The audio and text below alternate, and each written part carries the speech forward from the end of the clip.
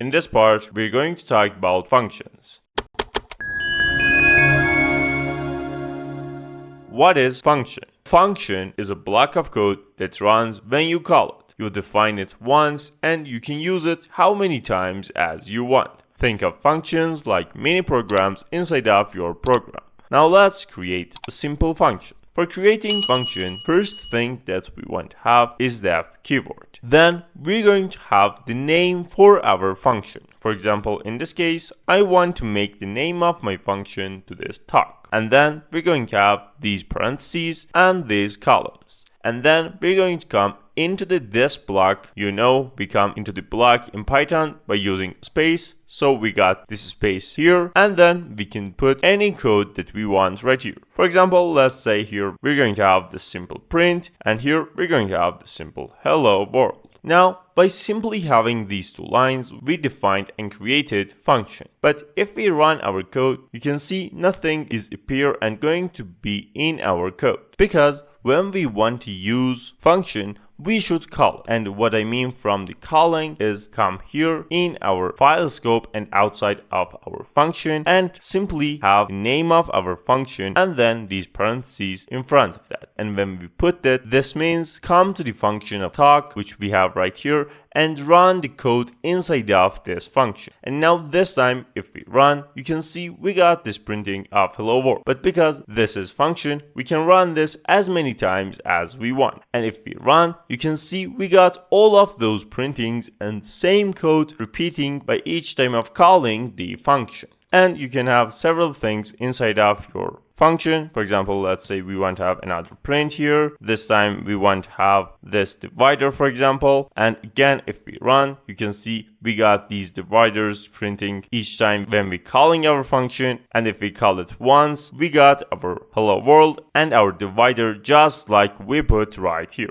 And pay attention, if you don't put these parentheses and run, you're not going to see anything right here. And only by having these parentheses, you're going to be able to run the code inside of the function. And actually, if you think of the print statement that we got is another function too. So when we got this print and these parentheses, it's going to run the function of print for us. But what are the things that we put right here inside of our print? Well, those are what we call parameters and arguments. And that's basically for having dynamic functions. For example, let's say here, instead of having this hello world, we want to print hello to the user with his or her name. So here, we're going to define some parameter. And we use that by only having the name right here. And we can say this is basically a variable for only inside of this function. And here, instead of having the world, we're going to use simple f string right here. And here, we're going to have this name in our string. And this time when we calling our function, here we got our talk function, and here we can put some arguments. For example, let's say we want to say hello to user with the name of Ted. Now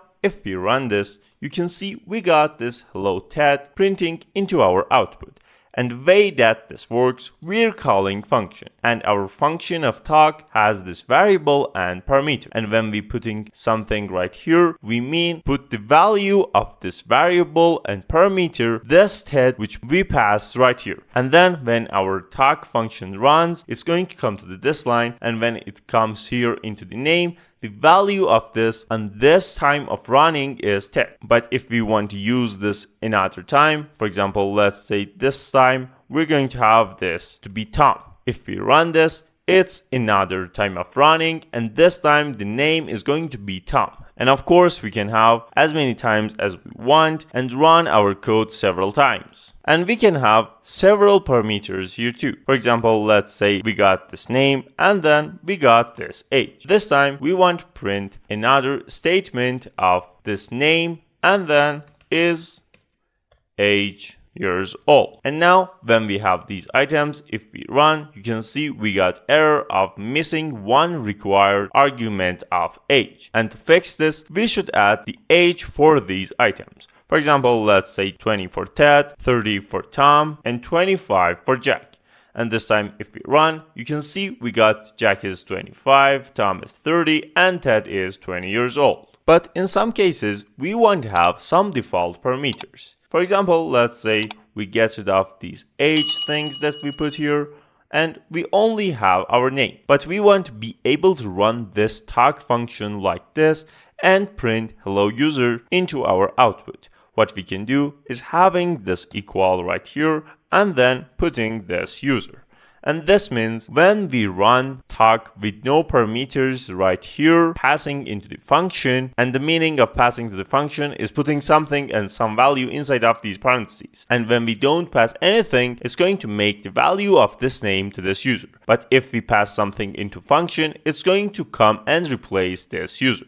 And now this time if we run, you can see we got hello Ted, hello Tom, hello Jack, but when we come to this time of running, which we have not passed anything into our function, it's going to print hello user right here. And if you have several parameters right here, for example, let's say we got another age, after this we got another job, for example here, and we want to print all of those. So let's say we want to have simply the name here, then we want to print simply the age and job next to each other. But you can see here we got this error right here. And this is because of our keyword arguments, which when we want to have this default value, we should have this at the end of our code and not at the first. So we should have these one which doesn't have any default values at first and the one with the default value at the last. But here in our calling function, we should pass the items by this order. So we should pass 30 for the age, for example, this programmer for the job, for example, and then the name, which was this Ted. And let's remove these two items for a moment, as well as this one. And now this time if we run, you can see we got this hello Ted and its age and job right here. But if we want to put these in some random orders, we can do that in different way. If we put the simple Ted right here and do just like this, if we run, you can see it's going to mess up because it's going to grab this Ted as age, it's going to grab the 30 as job and programmer as name. The way that we're going to fix this is here we put the name of our parameter right here and equal that with this value. What I mean is, let's say here we're going to have this name to be Ted, then the age to be 30 and job to be this programmer. And this time if we run, you can see it fixed again and we can pass by any order that we want if we obey to this rule of having this type of passing arguments into our function. Now let's get rid of all of the things that we have and let's clear our output too. And let's create another function for simply adding two numbers. Here we're going to have this def, then we're going to have the name of our function, which is this add nums, for example here, and our parentheses. And we're going to have this columns and we can come here and do anything that we want.